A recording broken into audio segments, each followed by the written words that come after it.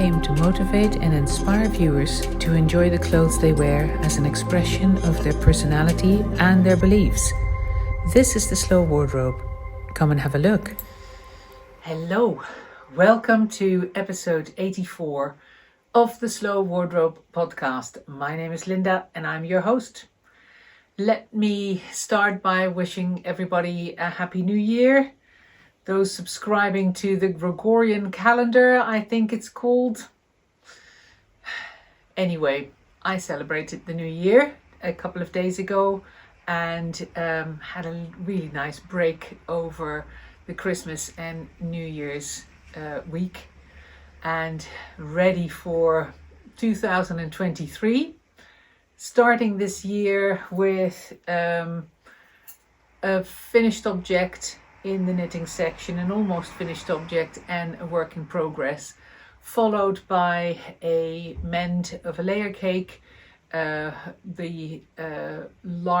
new large check, my play suit split in the back seam, even though that back seam is reinforced. So if something like that happens to a layer cake that you have, I'll show you a way of mending it that is not very visible. Not everybody likes visible mends, so a less visible one. And then in the layer cake section of the podcast, I am introducing a new layer cake garment that is on pre-order between now and the end of the 16th of January. But first, knitting and crochet update.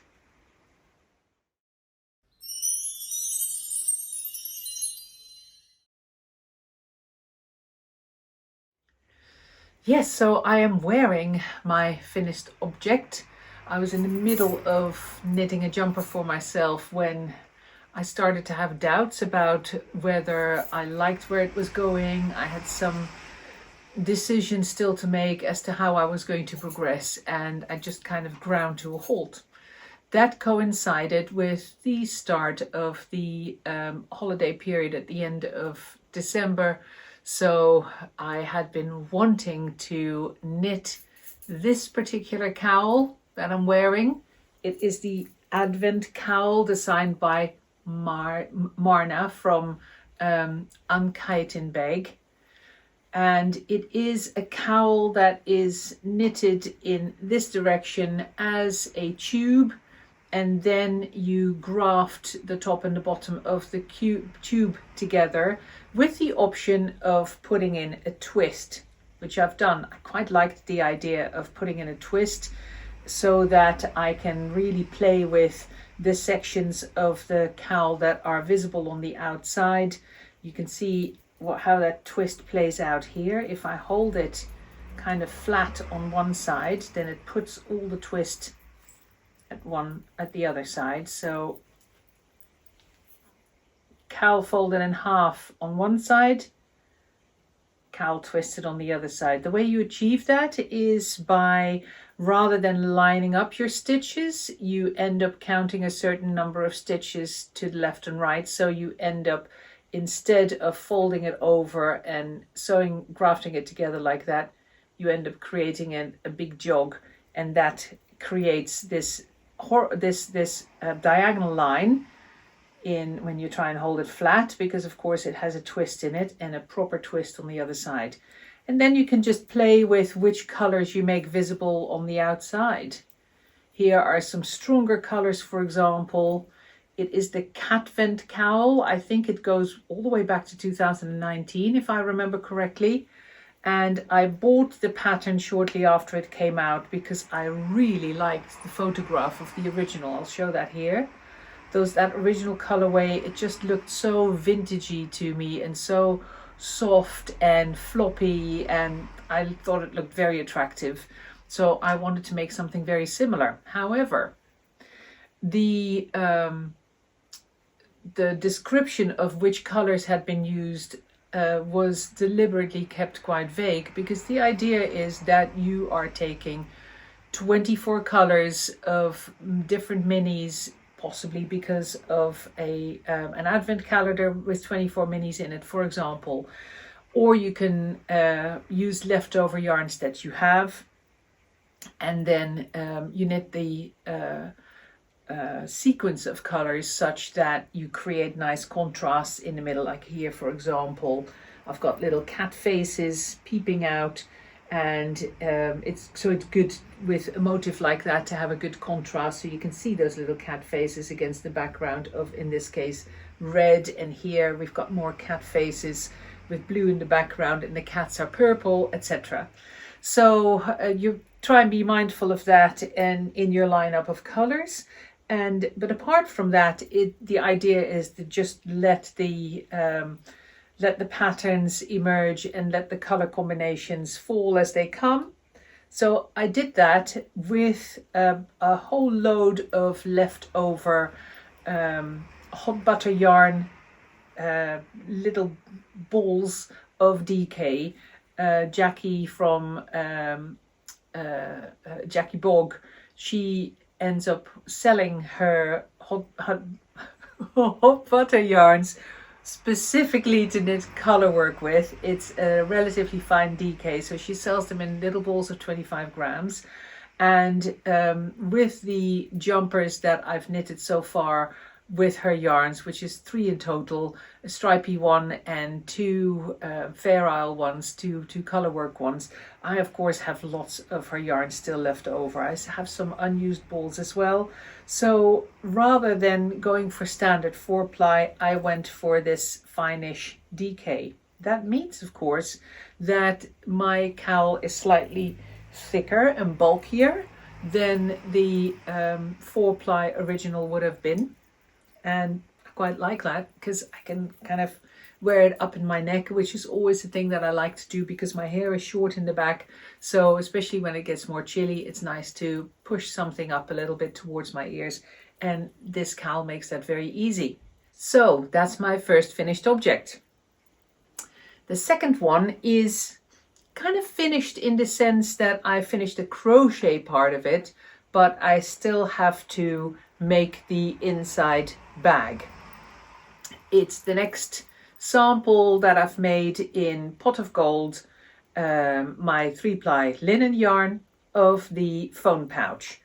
So this is what a phone pouch looks like when it's unlined and unfinished. It's got the little loops that will have the little metal. Let me see, I've got some here. The little metal, little bayonets that I've chosen to make part of the kit. Get the other one out as well. Put my little magnets to one side. And here's the other one that's going to come on like this. They're part of the kit, as is the yarn and as is a fabric of your choice. If I remember correctly, I've got 10 different yarn combinations, 10 different yarn choices and 5 different fabric choices that you can choose from to put your own kit together, and all come with enough fabric to make the long crossbody strap as well as a lining for your bag.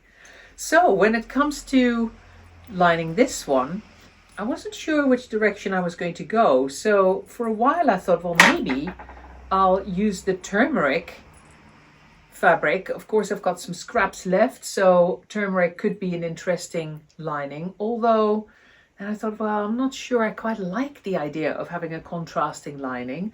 Plus, somehow the freshness of the Pot of Gold brings the turmeric down a little bit, which I'm not too keen on because that is in itself quite a bright color.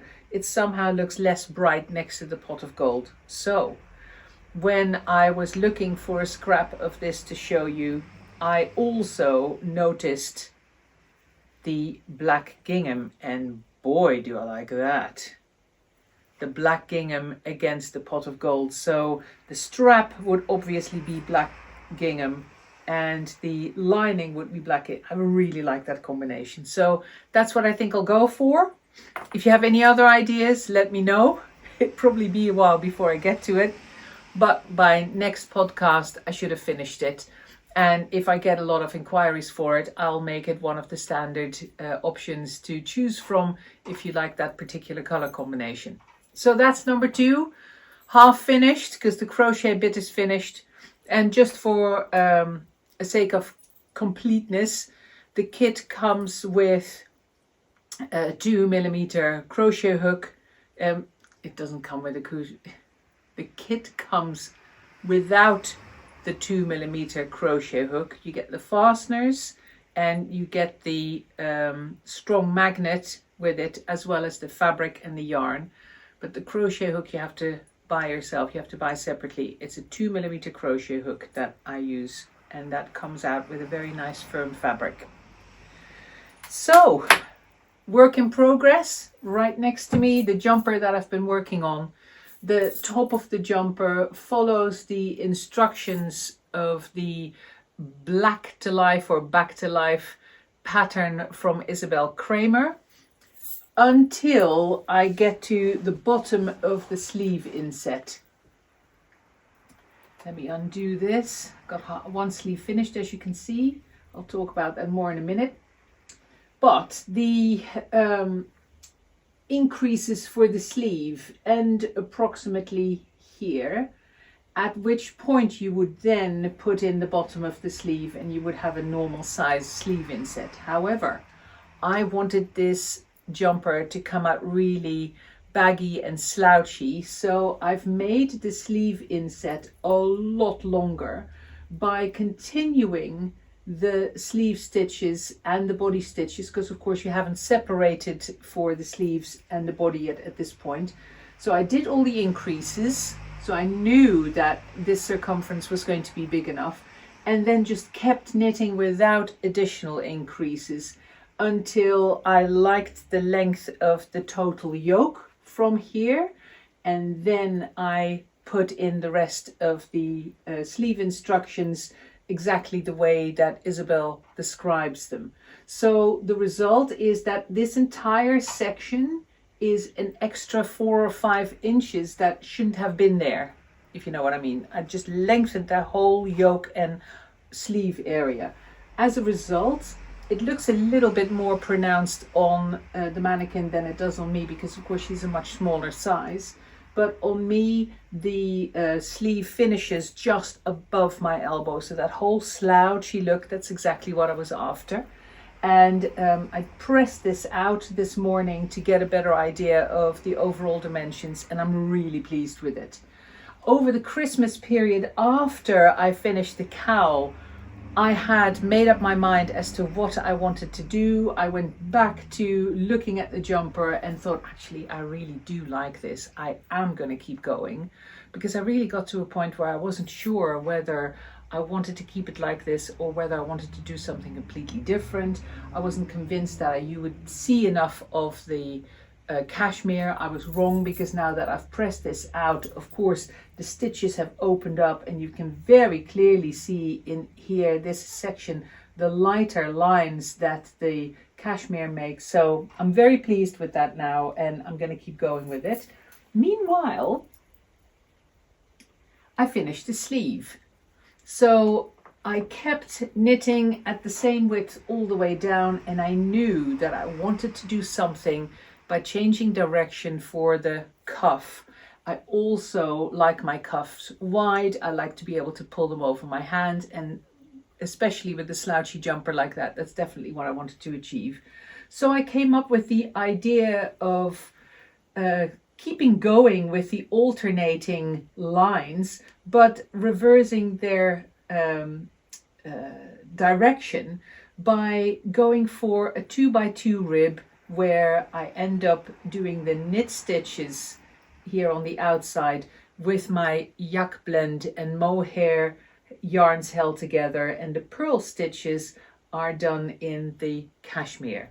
Since I happen to be on orange and pink with the cashmere, of course there's a big emphasis with this different stitch configuration of the cashmere being pulled to the front and being made really nice and visible, and the knit stitches of the yak blend being pushed down a little bit, not being raised like they were here as a result of the purl stitches. So the cashmere ends up playing a really nice big role, which I love. It's also a very nice firm fabric. It's nice and dense. I didn't change my needle size. I'm still going on the same needles, and then did a Kitchener bind off here.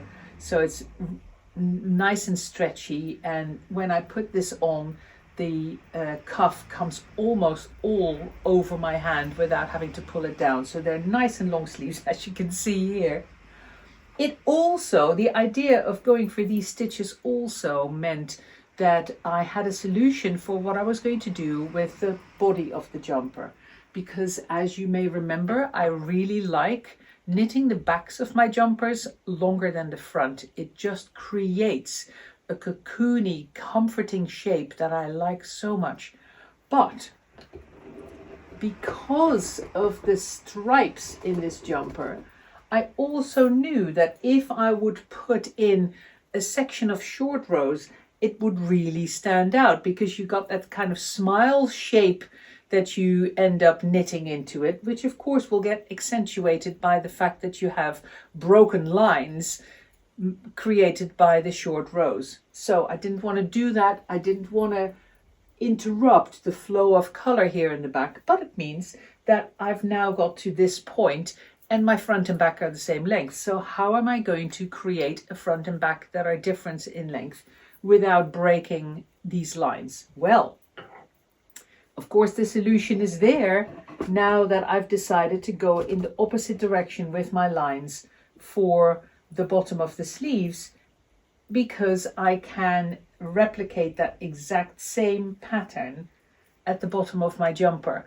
So what I'm going to do is I'm going to have split sides. I'm going to have a panel in this 2x2 rib in the front of about the same length as the rib of my sleeve, and then in the back I'm going to put a panel that, of course, since it's split from this at the side, can be longer, probably about 1.5 times the length of the cuff. So I still have a longer back, a slightly shorter front, and I can get into my pockets very easily because the side is split. So that's the plan. I'm halfway down my second sleeve. Of course, Sleeve Island, not in the sense that I've stopped, but in the sense that, oh my gosh, progress seems to be so incredibly slow. Definitely with these sleeves. There are, I think, 84 or 88 stitches in the round with these sleeves. So it's not, and it's done on a circular needle. So I'm constantly having to feed the stitches through my cable as I knit. So it's not very fast. I don't find that a fast way of knitting. 4 double pointed needles would be faster for me, but I had done it already with the first sleeve and I don't want to change needles for the second sleeve just in case my gauge changes slightly. I don't want to run that risk. So I've kept going with my magic loop. And like I said, about halfway down this sleeve now. So a couple more evenings and I will have finished that second sleeve and I can start with my panels. So I don't want to make any promises. Can't guarantee that 2 weeks from now the jumper is finished, but boy, am I motivated to finish it. As for the neckline, I may end up doing the same thing in the sense that I'm going to give it an edging that has this same 2x2 rib, but rather than trying to lay it down and have it sitting quite flat, I think I may end up standing it up like a little bit, stand it off a little bit so I can tuck a scarf inside it, for example, rather than having it lying flat. But I'll see how I go and I'll report back on my findings and how I get on with that and whether that actually wants to stand up or whether it's not firm enough in the end and ends up flopping down. I may have to experiment a little bit with that. So far my knitting over this holiday period. Did the cowl from scratch. I started that probably, well, just a couple of days before the Christmas break was up. So probably around the 20th of December I started this, and I finished it before the new year. It's very engaging knit. Every day you do a different motif. That's the idea, of course, to do one motif a day, and if you break it up like that, then it's very, very doable to knit this in 24 days. But of course, I was at home, I was on break, so I had more knitting hours in the day than I normally do, and I filled those with cowl knitting until I was done, and then dove back into my jumper. So that's it for now. I'll let you know how I get on, and next time I'll tell you what my next project is. I've already got it lined up. It will be another jumper. I'm still on my jumper kick. So that's it for this episode anyway. We're now going to move on to a mending session of my own Layercake play suit, which just on one very particular square has splitted back seam, and we think it's because of the way the square is woven, and just a complete coincidence that that square has ended up just about bum height on my play suit, something that you just can't foresee with a weave that is as complicated as the large check, which has different squares in different weaving styles to create the color shimmer and the color combination that it gives. So as a result, it was just bad luck, and this could happen with a layer cake that you have in the large bright check. That's why I thought I'll give you an option of showing you how to make a mend that isn't going to split again and again, but that is not very visible. Here we go.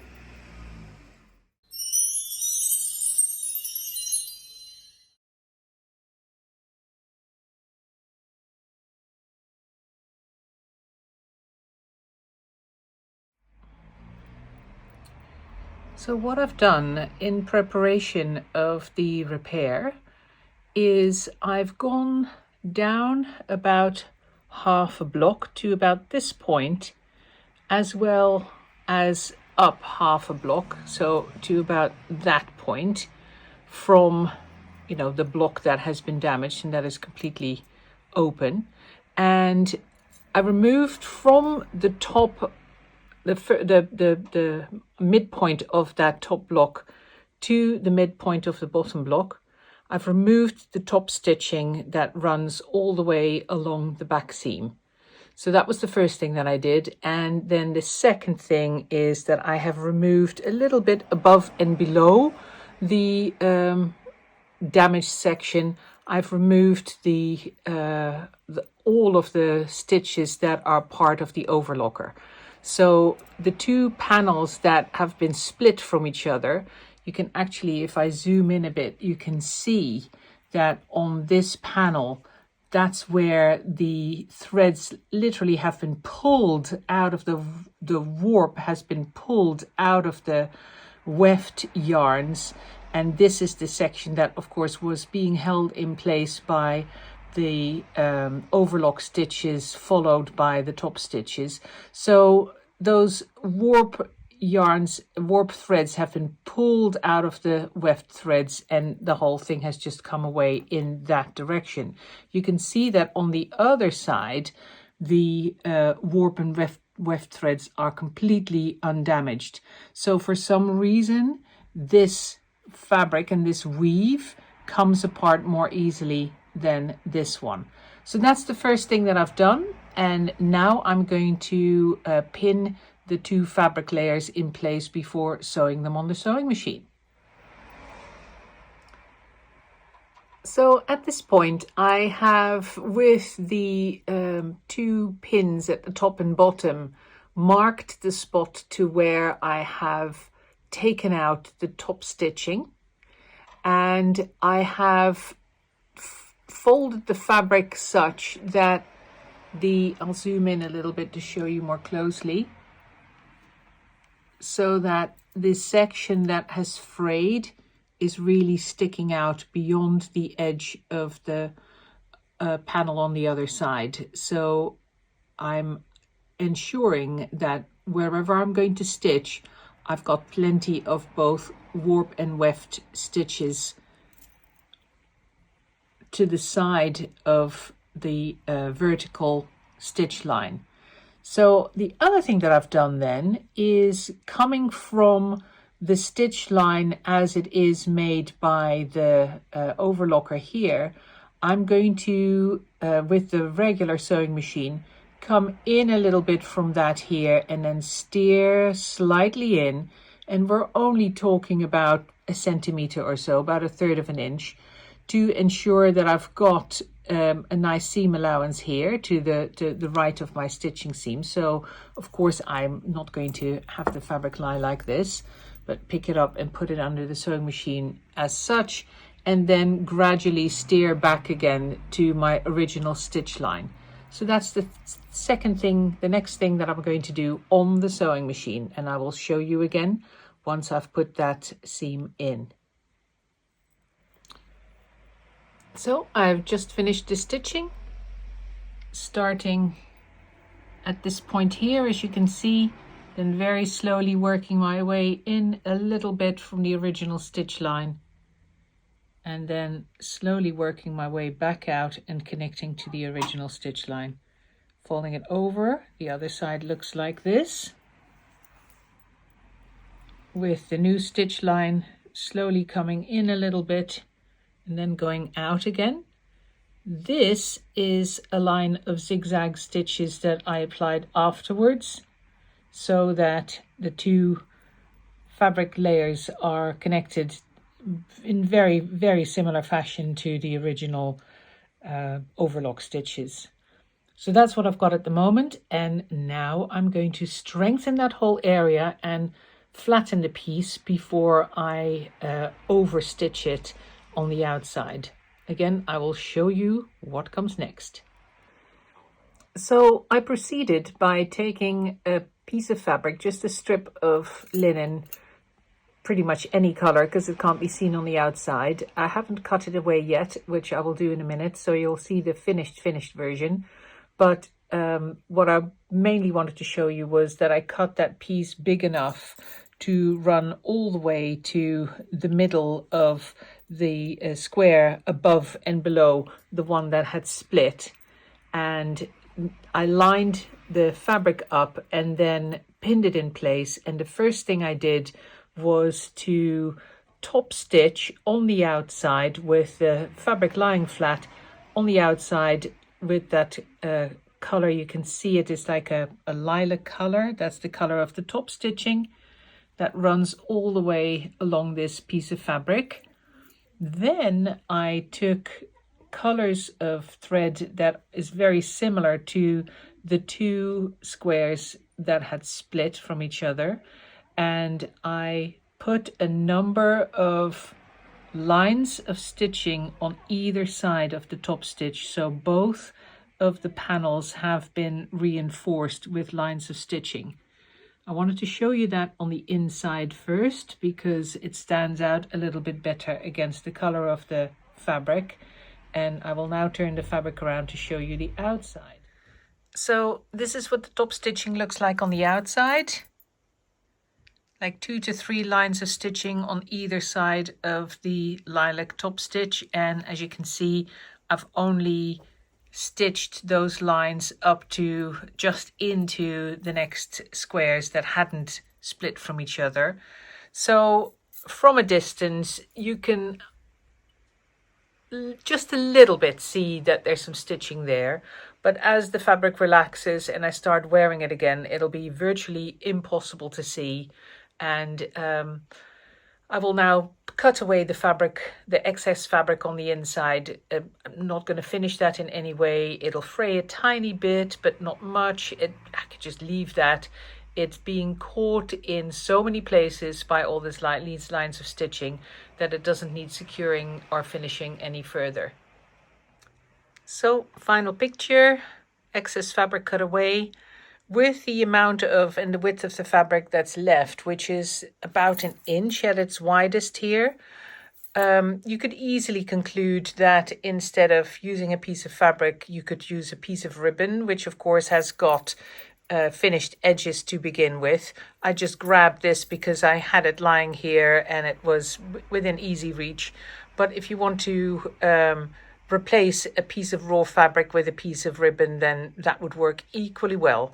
The main thing to keep in mind is that you end up using something that doesn't shrink or contract in a different way from the linen when you wash it, and that's why, you know, it's a safe choice to just go for a piece of fabric like this. But that's it. I'm very pleased with the result myself. I'm going to start wearing my play suit again, and I will report back in a while to let you know how I'm getting on with it and whether the repair holds.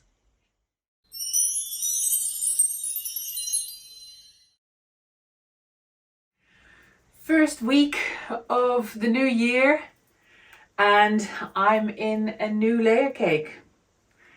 It's going to be quite a basic staple garment that can complement everything you already have. Well, that's kind of the case with all layer cakes. But this is something that you have been asking me for a long time. A tunic that doesn't have points at the bottom. So rather than going for a straightforward tunic, which the petite version of the tulip dress kind of is, that goes close to a straight hemmed version of the smock and tabard. Instead of that, we've done a tunic version of the love top, the love tunic.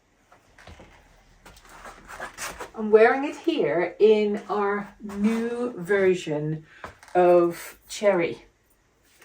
The cherry color that we had last year was actually quite similar. If I grab one, I'll hold it next to it to see if you can tell the difference on screen. This was the tulip, the cherry from last year. I guess I won't call this cherry because that's going to be really confusing. But you can see that it is similar. The impression of the color is quite similar, but the way it's been woven is completely different.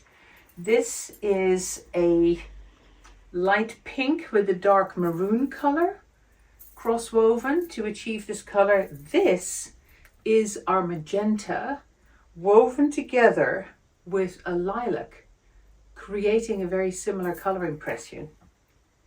Is that cool? Of course, it's one of the colors that goes, let me put this away. It's one of the colors that you'll see plenty represented in the large purple check that we did last year. You can see them in that line, but in other places as well.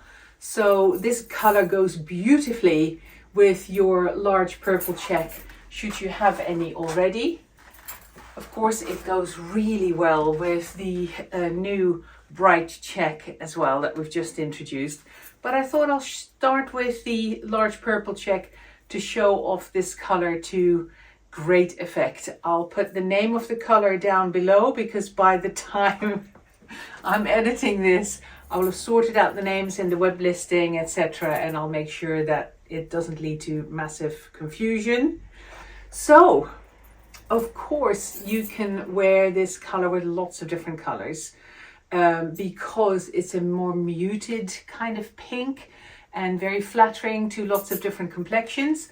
But to show you that it's got magenta in it, I'll combine it with a magenta garment just to see how big the impact of the lilac cross weave is on the color impression that the magenta makes. Here we go. And here it is. A love dress in magenta in a size 1 regular.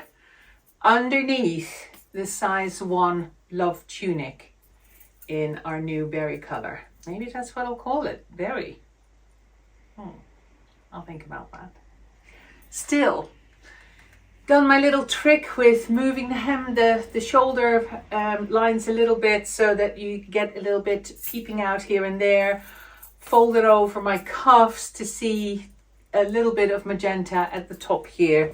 And you can also see very clearly how the magenta, or how the Love Tunic, has similarities in its shaping to the Love Dress. That shorter front and longer back that is so flattering in so many different shapes. Of course, we have repeated that to make it a proper tunic.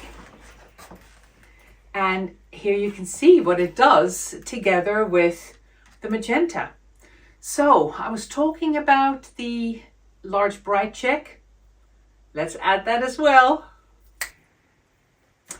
Love dress, love tunic, smock, and I've got the play suit underneath as well still. So 4 layers on top of each other. And you can see that that's still absolutely fine with the linen. It all kind of molds to your body. It warms up and just kind of follows your curves. What do we think? It's a little bit nuts, of course, all these bright colors against each other. So I'll start calming it down a little bit again, but I wanted to show you that with the large bright check, the new large bright check, you can really whack that on with just about anything and it'll look great. So I'll keep this. Oh, the other thing to say, we have on purpose made that tunic shorter than the fronts of the smocks and the sides of the tabards, so you can wear it underneath without it peeping out. That was a conscious decision. It's a good alternative in that respect to the Love top to wear underneath your tunics. So we've got more colors. You ready for the next one? Here we go. Here's color number 2, the most gorgeous petrol blue, which also I thought before taking off the play suit, I'll show it with this color as well, because it's another great combination, because you'll find this color back in one or more of the squares of the large purple check. Gorgeous, quite a neutral as well, petrol blue that actually, when you see it up close, is a cross weave of magenta and, you won't believe it, teal. Magenta and teal cross weave make this gorgeous petrol blue. Isn't it stunning? Another great color for the Love Tunic. And of course you can take it in lots of different directions and color combinations. I'll lose the play suit and replace it with something else to show you how this color goes with some of the other layer cakes. Lovely example of going in a very different direction with the trousers in bitter lime palazzos. And if you then realize that bitter lime is a combination of apple green and a tobacco color, and then these two being teal and magenta, you think, oh my gosh, how can those 4 go together? Well, they go together very nicely. And then of course you can tie those wildly different colors together completely by adding the large bright check to it. I'll do it now so you can see how those colors get pulled together by a multicolor like the large bright check. See what I mean? Great combination, brought that smoke back with the bitter lime and that new petrol color. I don't think I'll call it petrol again. I'll put the name underneath. So this is all kind of very relaxed, laid back, very, very casual. But of course we can just turn up the volume on the slightly more formal way of dressing very easily. For example, by adding just a touch of white to this petrol blue color. And of course I'll take away the bright smoke. Let me show you. So here it is with a white cocoon love top, white cocoon love top, and the charcoal cross weave palazzos, again long ones. I think this time of year. Long is still pretty good rather than going cropped, but see how the whole outfit looks a little bit more formal, a little bit more classic in terms of its styling. And it just shows you that with the layer cakes you can go really funky and kind of unusual with your styling of colors and shapes by layering them differently, but you can also tone it right down and go for more of a classic look. So like I said, it's got that it's got an A-line, but it also has that gradiating hemline, and I thought I'd show it to you with combined with one of the short dusters to show that same kind of sweep and how the sweep of the love tunic compares with the sweep of the short duster. Here it comes. And here it is. As you can see, beautifully following that same line of slightly shorter in the front, slightly longer in the back. The tunic following that sweep of the duster. Gosh, I can really tell that I've taken some time off over Christmas and New Year's. I'm constantly searching for the right words, so I do apologize. I will get back into the swing of things, we hope. Anyway, so this was the blue marl window pane check wool that we had as a pre-order in the run-up to Christmas late last year. We've run out of this fabric. We've got a couple of garments left. I'll show below what we've got still in stock. And as you can see, it's a lovely color to combine with this new petrol color. But we've got more. I've only shown you 2 of the love tunics and there are 2 more to go. Let me put number 3 on. Well, I said basic, right? Another great classic color, another good basic to add to your wardrobe. Love tunic in black. Here, like I said, shown with the charcoal cross. And again, of course, especially when you play with contrast, you can really play with both the shape and the color of a tunic if it's in black. Let me show you.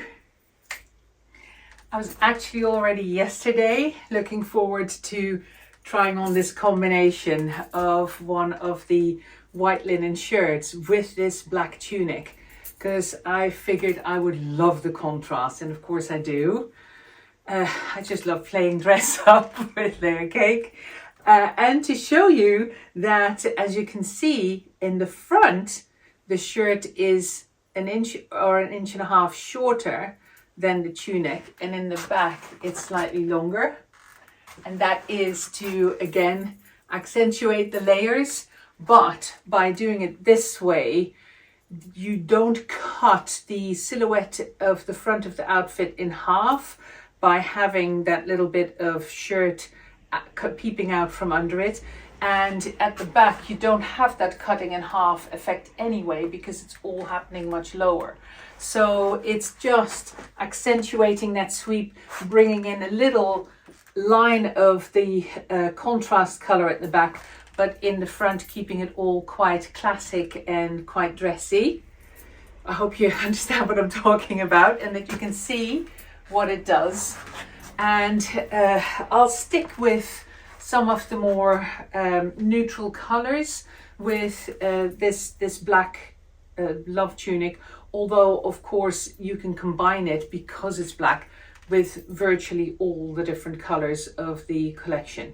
Let me show you another nice combination that takes it a little bit away from the classics, but is still very neutral. Example number 1. The black love tunic, the charcoal palazzos in the long large, and a smock in black gingham. Lovely and neutral, very low key, but by the same token really striking combination of colors. Of course you can go in the other direction. Like I said, you can add a pop of color to that black to just make it pop out and make it zing a little bit more without moving away from a classic look. I'll show you one more before we move on to the last color. Black and magenta, match made in heaven. I've kept the trousers the same, the black love tunic, and underneath it I popped a magenta love top. Actually, this magenta love top is a size 2 and the tunic is a size 1. So you can see that yet again, putting a larger size layer cake underneath a smaller size is not a problem. You can combine them like this and they feel and sit very comfortably on top of each other, even though the roomier garment is worn underneath. Now, if you would want to give that magenta more prevalence in your outfit, of course you could turn it around. So you wear the love tunic underneath and then have the love top over the top of it, and that black band of the love tunic just shows up as, you know, an extra layer underneath. But following that, well, why don't I just show you? I'll swap them around just to show you the versatility that 2 garments like this can make in the rest of your wardrobe. Like this. See what I mean with the black just being a band that sticks out, layers out below your love top. So if you have love tops and you don't feel that confident wearing them over the top of, by themselves, over the top of, say, a pair of trousers because of their shorter length, then by combining them like this with a love tunic in both directions, you add 2 more outfits to your wardrobe by just adding this tunic. Of course, you add a lot more outfits to your wardrobe. By just playing with those 2, you can wear them in both combinations, one on top of the other. So finally, the last color in the lineup. I'm introducing this love tunic in 4 colors. You've seen that beautiful muted pink, the petrol color, the black, and there's one more neutral coming up. Here we go. And here it is. Beautiful, natural, neutral, undyed linen in the 4th color for the love tunic. Worn here over the top of the black one because I like playing with those contrasting cuffs, but of course you can just wear them both down and the cuff disappears. I just wanted to show you that contrast and how well and how easy it is to plop on 2 on top of each other for that extra layer of warmth. And of course it adds a little bit to the shaping and the structure as well to have 2 on top of each other. So bringing in some more neutral colors to really tone it down and make an outfit that could both allude to winter scenes as well as the first softest beginnings of spring. I think it was the introduction of the grey, this soft grey in the Anytime tops that kicked off my renewed love affair with natural linen. I love it. I love the natural linen together with this greige, really, the grey beige of the Anytime top, which is, by the way, on its way as baggies as well. Are coming soon in the jersey, bear with me, hopefully before the end of January. But in the meantime, what do we think? Lovely and soft. The Anytime top, which of course in terms of color looks identical to the steel herringbone. Remember the steel herringbone? We went out of stock last year. It's back, baby. So steel herringbone baggies and dusters are available to order again should you like that color. I think it is fantastic. We're going to do more with this color later on towards spring, but it's already available now as baggies or dusters. Just go to the appropriate page and you'll see that they're available to order again. Current turnaround time for orders is not very long yet because we're right at the beginning of January. So if you order any layer cake that is not in stock, it would take about 2 weeks maximum before we can ship it out to you. Not long to wait at all. So lovely natural neutral outfit. And if I just want to add a little bit more emphasis to that, I can show that to you again with, remember the black gingham smock that I was wearing? That is woven out of black and again natural linen. So let me show you what that does by adding it to a neutral outfit like this. Soft and yet defined. What do we think? The anytime top, the love tunic, the smock and the baggies. Great winter layer cake. 4 layers is going to keep me lovely and warm, and it's not like I need keeping warm much at the moment. I think the maximum temperature today is 13 degrees here in the south of England. So, but if you are in a colder climate and you do need another layer, let me add one more garment, speaking of herringbones, that would tune in and tone in beautifully with the rest of this outfit and yet keep it still all very neutral. Remember the gorgeous Gansey? This is the Gansey in the black herringbone, but just like what I said about the baggies, the Gansey in the steel herringbone again is also available to order because we've got the steel back. And of course the Ganseys come with a contrast lining. So if I would want to add a bit more color to this outfit, I could wear it inside out. In this case, with the black herringbone, it's the teal stripe that is the contrasting color. With the steel herringbone Gansey, it is the magpie stripe that's the contrast. So, what do we think? What do we think of the love tunic? 4 colors, like I said. I will make it a little bit more visible because it somehow doesn't seem fit to end this section with the garment that I'm introducing virtually invisible and completely covered up. That just occurred to me.